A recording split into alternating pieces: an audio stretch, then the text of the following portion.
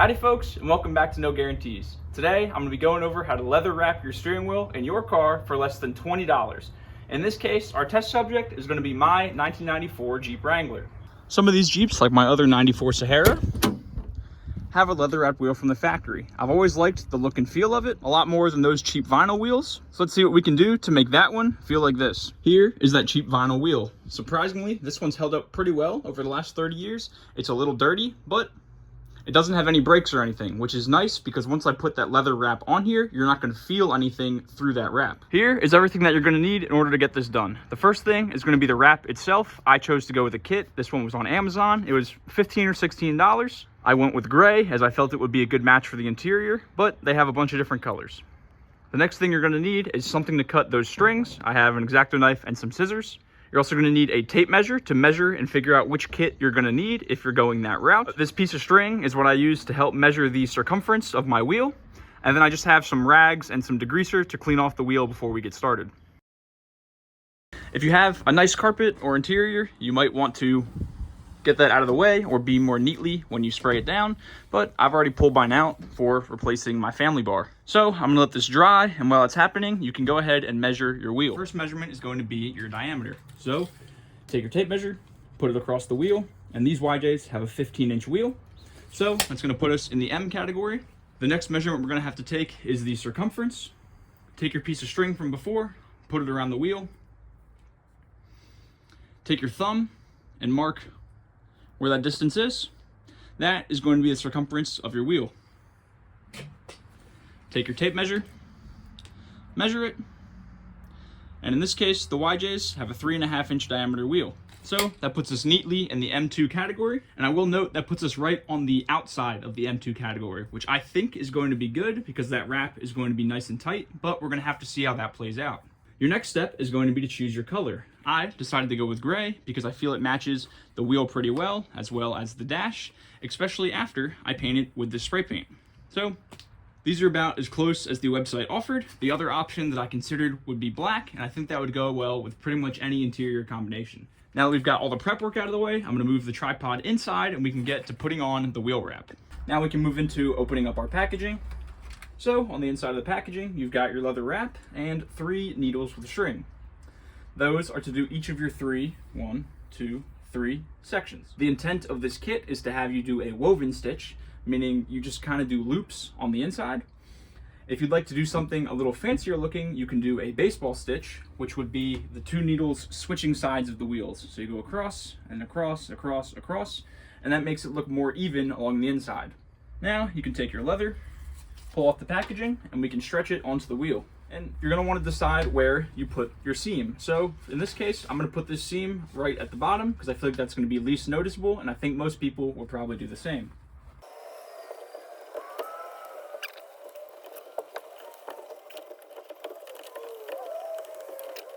Try to center it up best you can around the wheel. So if you misalign your stitch like I did and you need to move it over, the best thing you can do is have one hand pulling right by the stitch and on the other hand on the opposite side of the wheel. That way the whole thing spins at once. Now I'm perfectly aligned with the bottom, so I can go ahead and make sure this cover is even side to side.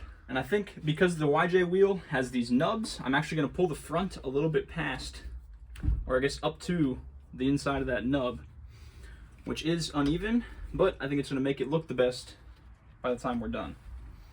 So my stitch is gonna be slightly seated inwards, but you can tell going along the inside of the steering wheel, there is a seam there from the factory, and I think mine's gonna be right on top of it. Now we can take our first stitch bundle and do our first third of the wheel. So I had videoed all of this on the car, but it was really hard to see because everything's so small and my hands kept getting in the way while I was sewing it. So I asked NASA for one of their microscopes, and they were kind enough to lend it to me so I could really show you guys how all of this looks up close. Your first step is going to be to take the 2 ends of your string, slide your needle over one of the ends. After that, take your 2 ends and tie them together. Make a loop like this, take the 2 ends of your string, feed them through the loop, pull it tight, and now you can cut off the ends of your string because the less material you leave on the inside of that wrap, the better it's going to look. Now, going all the way to the other end, keeping it even the whole way, your needle is going to be exactly in the middle of that string. So my needle would be right here. Here's what our steering wheel is going to look like inside of that wrap. It kind of looks like a hot dog. So you're going to take your string with a knot in the end of it and put it through one of the inside holes. That way your knot is going to be covered up by the wrap. And then you're going to pull it all the way through, so your knot is going to be sitting right here. Now that your knot is sitting exactly where you want it and these strings have already been cut off, if you haven't done that yet, now's your chance. We're going to actually start sealing this closed together. So this is going to be your first cosmetic design decision, is whether or not you want your wraps to go straight across like this or on the diagonal, more like that. So I chose for mine to put them on a diagonal because I thought it looked better. But all it is if you want the diagonal on the outside, you're going to do the straight across on the inside and vice versa. So if you want to go with the diagonal on the outside like me, you're going to do it like this. Take that center of your string with the needle on it again and put it through that hole from the outside. After you put it through that hole, you're going to be going straight across on the inside of everything, out the hole on the other side, like that. So you can see we're kind of connecting the two insides and going over it on the outsides, like this. When you pull this all tight, here's that diagonal look that I was talking about. So you can see that string easily comes across the diagonal, and that straight across piece is clearly on the inside, tucked beneath these two holes. So now you want to continue this pattern all the way until you either run out of string or get to an obstacle. So what I chose to do for my string is I figured that the least amount of connections would be better, or the least amount of times that I have to end off this string would be best, because that's how you introduce slack into the system. Because there's no way you're going to get that knot perfectly tight down to the wrap and down to the steering wheel. So what I did was every time I got to the end of the string like this, is I tied the new piece of string to the old piece and just made sure that knot laid somewhere on the inside of a connection. That allowed me to keep good tension throughout the entire process, and it made it look really good in the end because I was only ending off one time instead of 3.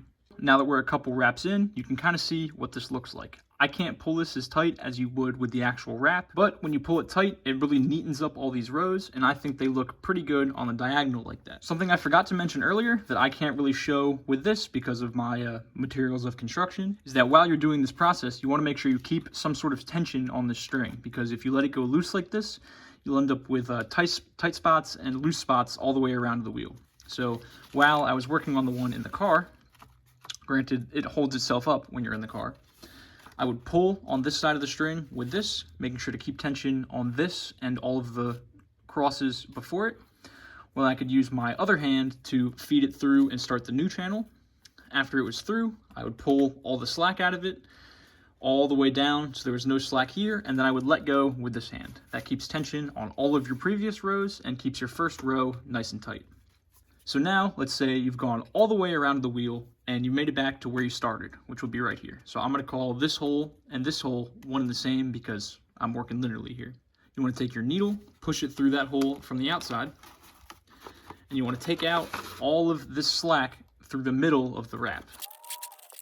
Now that you have all that slack taken out of it, we can work on tying our knot. So we're going to tie this knot very similarly to how we tied the first knot back when we started this. You want to take your string, make a loop in it, stick the rest of your string back through that loop, and now you've got what will be a knot here when you tighten it. Remember, this is the same knot that we tied at the very beginning. So what you want to do is inch this knot down as close as you can to the inside of your steering wheel wrap. I like to keep my finger in it. You keep pulling this string right here, that knot all the way down to the inside as tight as you can, and then you can start pulling on the other side. And just keep working that knot down and down and down until eventually you get it tight to the inside of that wrap right here. Pull that knot tight.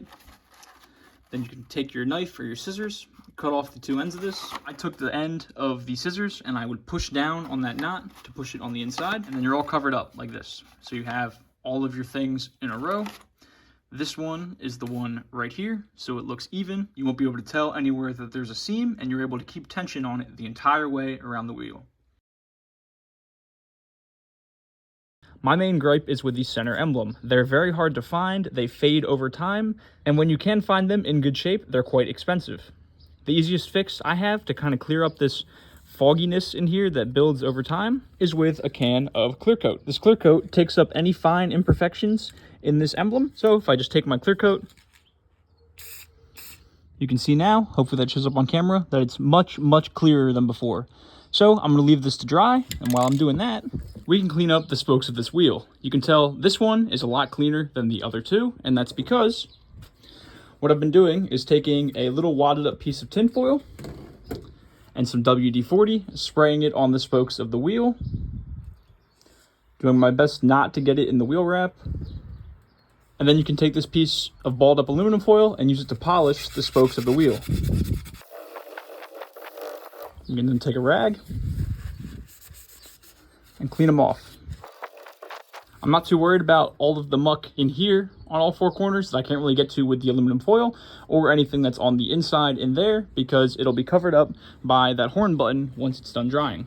Well, there we have it. That is the steering wheel finished. We got the new wrap on, we got these spokes polished up, we got the horn button re-cleared in the center and re-put on. And in my opinion, it looks great. It fits in very well with the factory interior. The color is a little different. You can see this gray is kind of in between the dash and the seats, and I think that's fine. It still fits in well, especially after I paint the dash with this gray spray paint that is supposedly as close as you can get. It's going to be even closer to the steering wheel, and I think it's going to make it look even better in here. So that's going to be all for me today. Thank you all so much for watching, and I'll see you next time on No Guarantees.